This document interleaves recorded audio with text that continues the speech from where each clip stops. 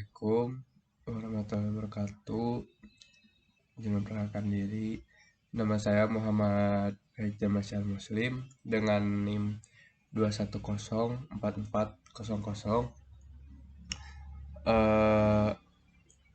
Psikologi olahraga.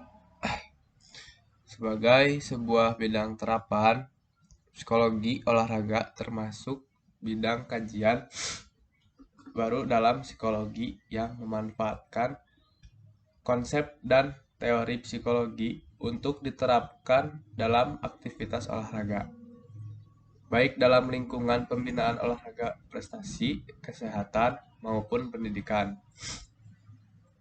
Williams dan Strauss menyebutkan bahwa psikologi olahraga adalah ilmu yang mempelajari tentang faktor-faktor psikologis yang memengaruhi partisipasi individu dalam olahraga dan latihan serta pengaruh-pengaruh psikologis yang diperoleh dari partisipasi tersebut.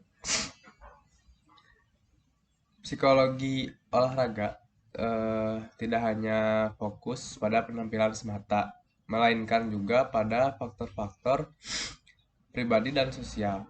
Hal ini sesuai dengan hakikat manusia sebagai makhluk hidup yang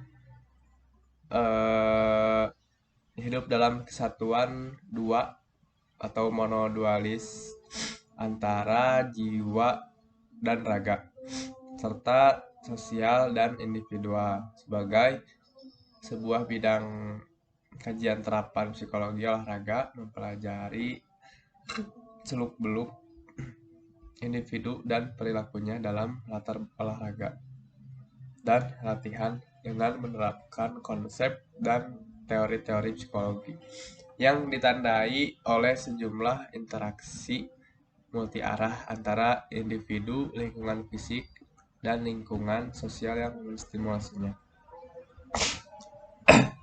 Dalam perkembangannya sampai saat ini,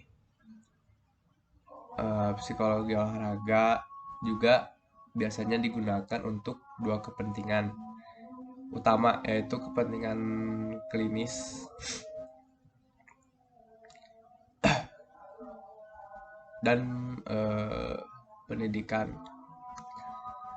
Dua kepentingan ini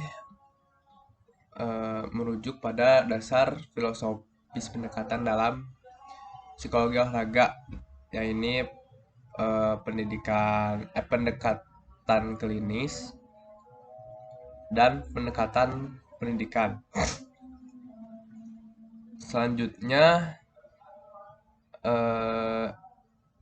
Zaikowski dan Naylor menegaskan bahwa psikologi olahraga dapat digunakan untuk membantu atlet, pelatih, dan tim dalam upaya memenuhi tuntutan-tuntutan penampilan olahraga. Beberapa contoh aplikasinya ada satu, mengukur kelemahan dan kelebihan atlet, mengelola kecemasan, lalu ada isu-isu dalam transisi karir, komunikasi antara atlet dan pelatih, perlakuan untuk meningkatkan kepercayaan diri, lalu ada pengelolaan waktu untuk siswa atlet, membantu dalam menangani cedera olahraga, membangun tim, dan juga menginisiasi dan menjaga perilaku latihan.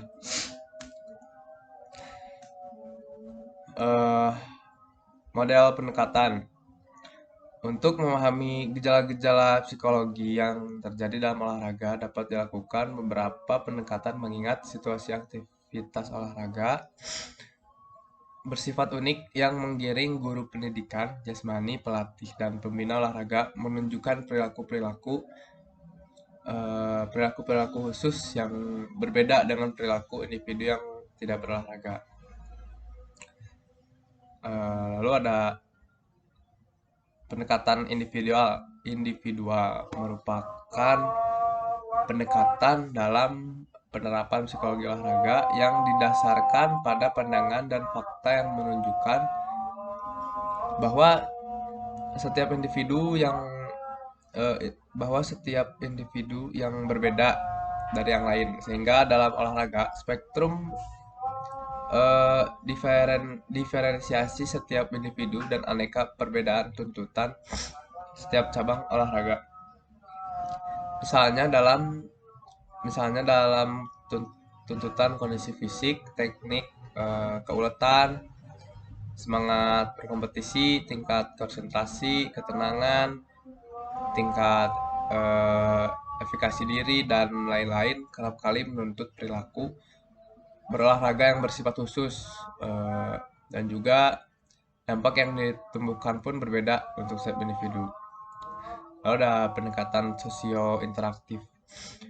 Pendekatan sosio-interaktif merupakan sebuah pendekatan dalam penerapan psikologi olahraga yang dapat didasarkan pada pokok tentang eksistensi manusia sebagai makhluk sosial. Eksistensi yang menghubungkan pribadinya dengan orang lain dan lingkungan sosial untuk berinteraksi satu sama lain. Olahraga kompetitif dan pendidikan jasmani ditandai oleh serangkaian interaksi simbiosis yang bersifat timbal balik antara pribadi yang satu dengan yang lain, seperti interaksi antara sesama siswa atau atlet, siswa dengan guru, dan juga sebagainya. Lalu ada pendekatan multidimensional. Pendekatan multidimensional dapat diartikan sebagai sebuah pendekatan dalam penerapan psikologi olahraga yang didasarkan pada pandangan dan fatwa bahwa aktivitas olahraga berhubungan dengan aspek sosial, budaya, ekonomi, politik, antropologi, dan lain-lain. Lalu ada pendekatan sistem. Pendekatan sistem ini suatu pendekatan yang beranjak dari pandangan mengenai pentingnya optimalisasi dan maksimalisasi pemanfaatan semua komponen pembinaan olahraga seperti dana, fasilitas, sarana dan prasarana, program pembinaan, lingkungan atau iklim pembinaan, organisasi pengelolaan, dan lain-lain. Orientasi dan manfaat. Orientasi keperilakuan. Orientasi ini didasarkan pada perilaku siswa atau atlet dan guru atau pelatih sebagai akibat dari pengaruh lingkungan. Orientasi psikofisiologis. Pandangan ini didasarkan pada proses fisiologi otak dan pengaruhnya pada aktivitas jasmani. Lalu ada orientasi perilaku kognitif. Pandangan ini didasarkan pada hubungan faktor lingkungan dengan kognisi sebagai faktor penentu perilaku.